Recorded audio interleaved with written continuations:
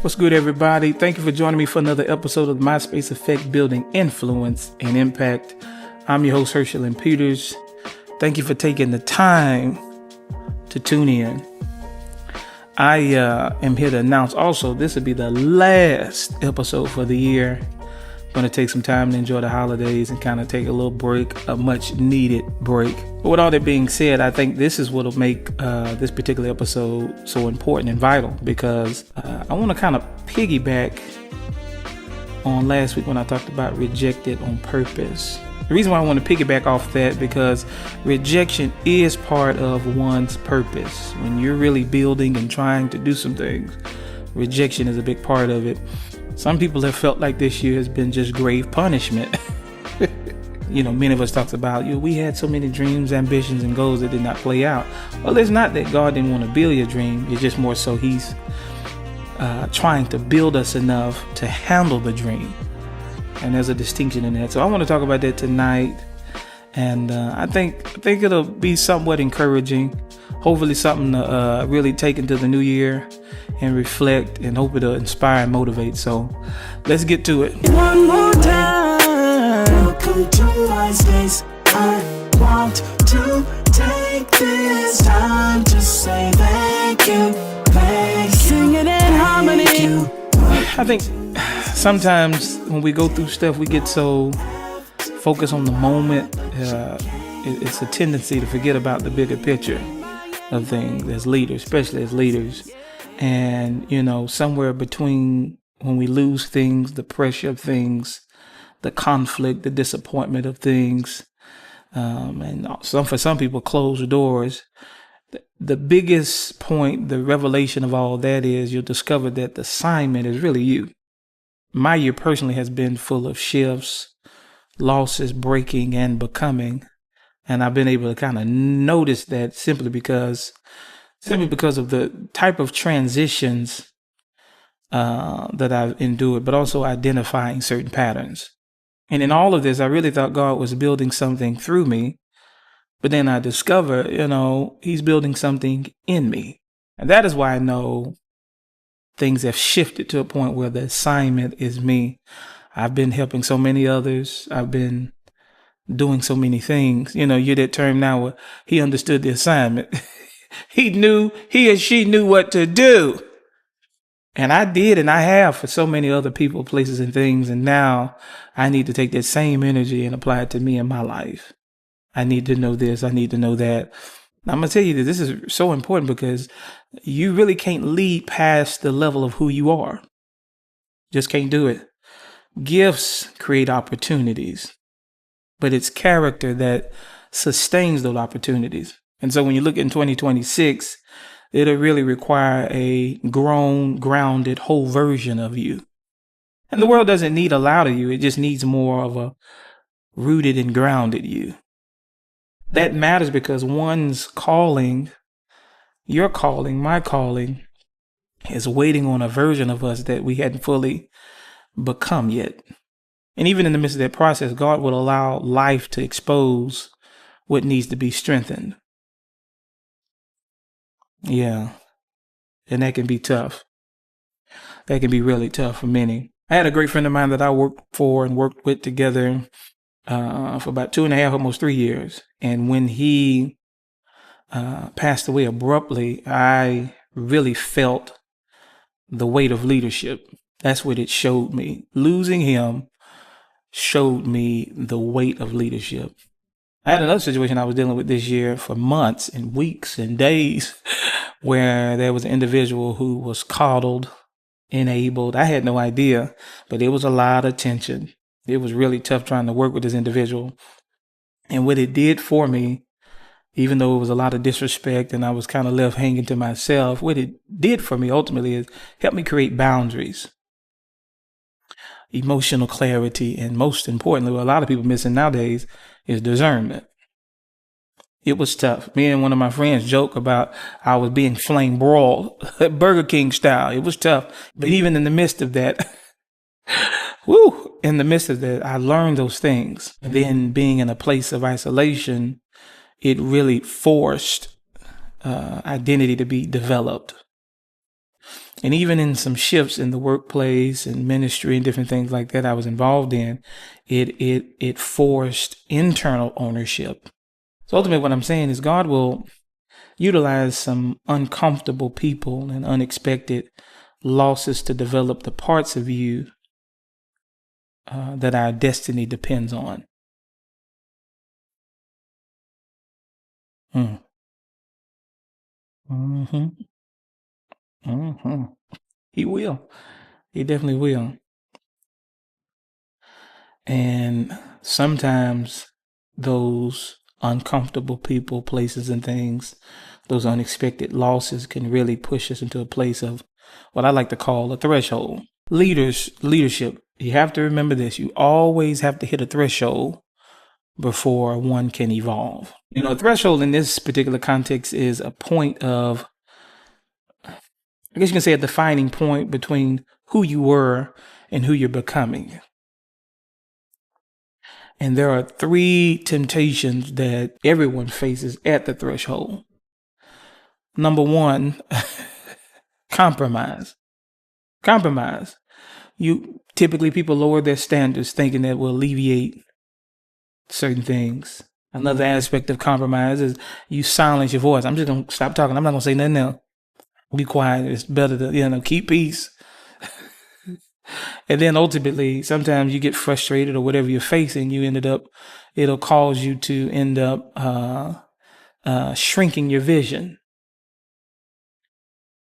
Yeah, those are the 3 aspects of compromise that are part of the ultimate temptations that one meets when they get to that particular turning point in life. The second temptation that everyone will face at that point of a threshold, that turning point in life, is an identity shift. Yeah, but one that's of the wrong kind.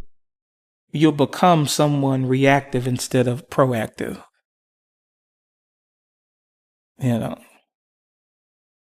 See, reactive people, that's all they do. They never respond. They always just react. You're going to get, it's emotionalism. You already can bet what's going to happen. And it never accomplishes much except maybe emotional gratification. But when you're proactive, you're utilizing wisdom.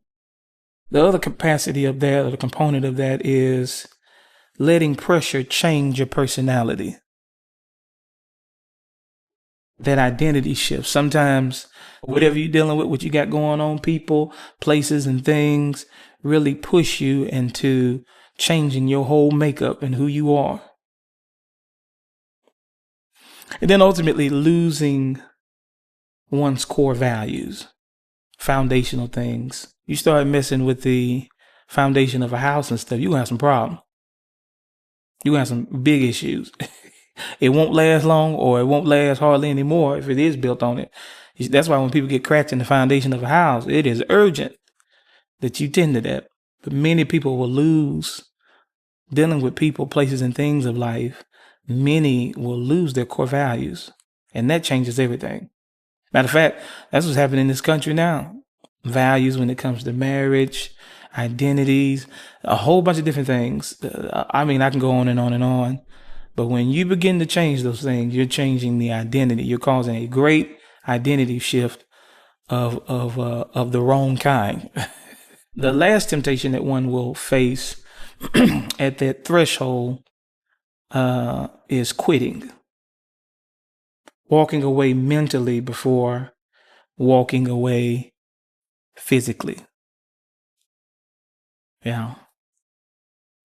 See, most people lose the battle at the threshold, not because they're weak, but because they weren't aware of the fight.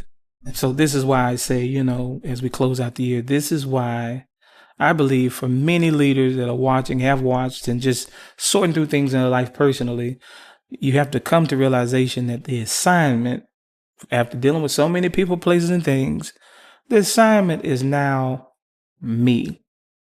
It's me. And that is important because you always have to shift your thinking and get in alignment with that before elevation comes. If you want to experience elevation in life, you have to have that mind shift.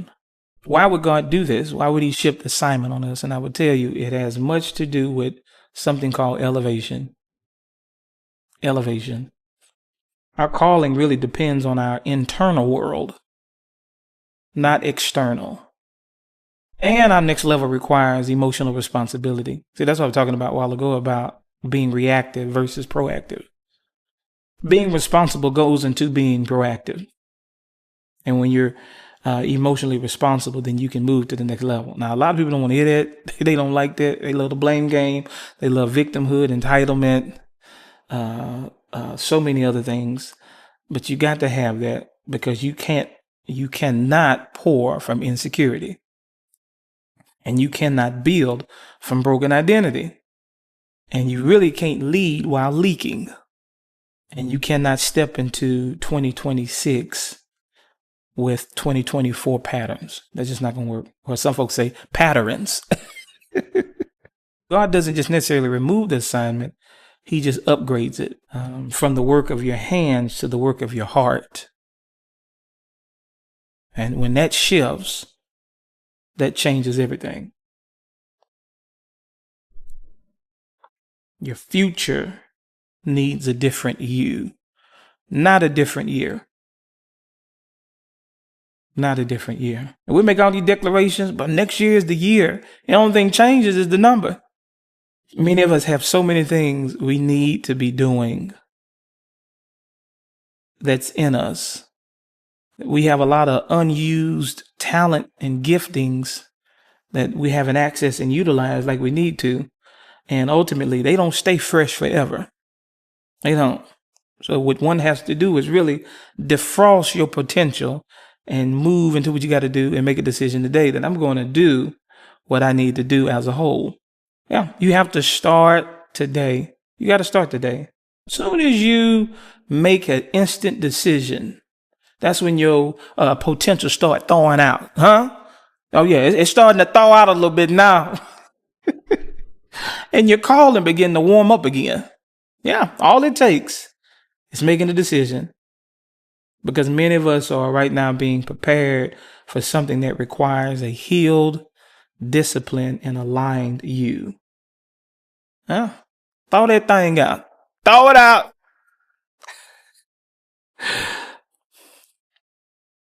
I don't believe next year is going to be a year of rewarding wishes. And I don't think that.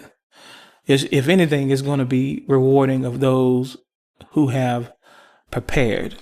Don't be sitting up and talking about, God, I want a new season, but you haven't become a new version of yourself. I tell people often who's in horrible situations, well, if a situation don't change, you change. That's how you bring about change. And if after that, when I share that, they keep talking about, but you keep counseling out, I'm out. I'm out. Because you're not catching it. You're not catching it. If you want a new season, you have to become a new version of yourself. The big question is, how does one become the assignment? How does it that everything I've invested in other people, places, and things, how can I shift that and change that and start making the focus on me and my life? Here's 5 ways to do it. Number 1, build emotional discipline. Oh my goodness, I can't believe I said that. Nowadays, it's like a cuss word. Discipline. Yeah, build emotional discipline. You have to stop reacting and start responding. Responsibility is simply the ability to respond. Maturity is ability. So if I get the ability to respond, I can critically think. I can start making rightful decisions, abled decisions. And that's important. Number 2, you got to build some spiritual clarity.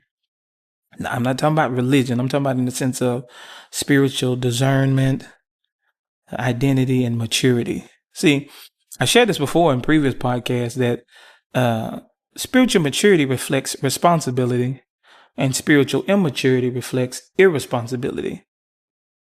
You find some people that are irresponsible, you're going to find that they're very spiritually immature.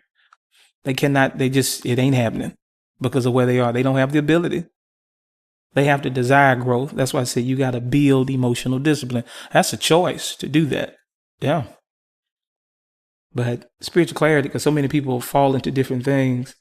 But once your relationship with God, you begin to accumulate better discernment, which ultimately will help better your identity. Because the more I can understand and discern even myself, things about myself, that contributes to a better, healthy identity. And then ultimately that can push towards maturity, because I can be like, no, yes, that doesn't help who I am. That doesn't help where I'm going. I can go on and on and on, but I hope you get the point that I'm making. Number 3, build leadership responsibility. Stop blaming. Please. Leaders don't blame. They own. They own. People be thinking being a leader is just relegated to certain people that got money or certain positions. That's not true. All of us are called to be leaders.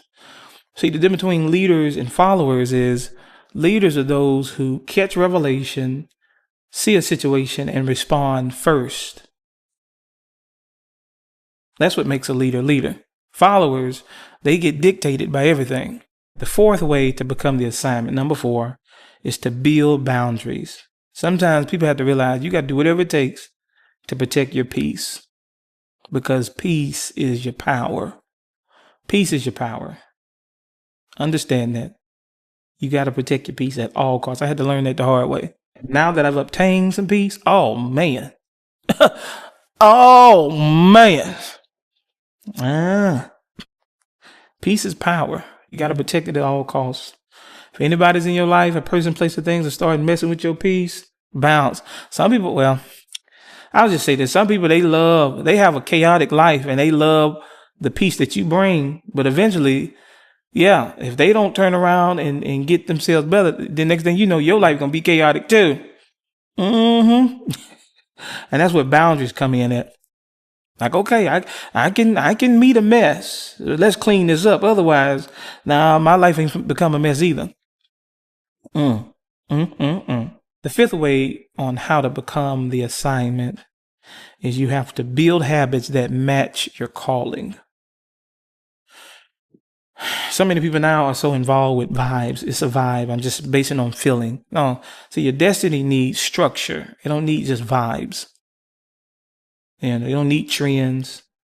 They don't need things that are popular today, go away tomorrow. It needs something solid, like a solid structure. And that's where discipline comes in at. You got to have a great foundation for whatever it is that your calling involves. So those are the 5 ways on how to become the assignment. You got to make sure, hear what I'm saying, people. You got to make sure that 2026 has a different version of you. It has to meet a different you. For many of us, we can honestly say that we have survived the breaking, we've survived the pressure, and we have survived this particular threshold. And so now it's time to become the person our calling has been waiting on. Not next month, not next year, today, right now, as you're listening to this, right now, because the assignment is you. It's you. It's you. It's you. It's you. It's you. So I hope this helps somebody get some clarity and understanding moving into next year. I'm already, getting settled and accepting some things like, hey, yeah, it's go time. I got to do what I got to do. It's time to thaw out some of this untapped potential giftings and talent. It's time to get that joke out the freezer for a freezer burn. Yeah. And so I'm excited. This year has been tough, but it's also been rich with lessons and wisdom. And that's one reason why I'm going to take some time to just really enjoy the holidays and appreciate and just reflect. As I shared before, I think for the week of Thanksgiving, gratitude is the shortest lived emotion of all. So even in the midst of dealing with hurt and brokenness and many other things, I still maintain an attitude of gratitude because, sometimes if you look around and see that even though I've been going through a lot of stuff, if you look at how God is blessed, I have a nice home, I can buy food. It's so many different things. And that in itself, and I'm still living, I'm still here, I'm still able to live life and move in that dream of the kingdom, that dream that, that ultimately, when I talk about dream, I'm talking about the vision that God has for us, that plan, that architect, that type, that plan, those plans and things that God has for us. Hope you guys have a great holiday, have a great Christmas, have a great New Year, spend time with your family. If you don't have family, find a way to get a hold of me. I say what's up. We can talk, because I know the holidays can be tough for a lot of people.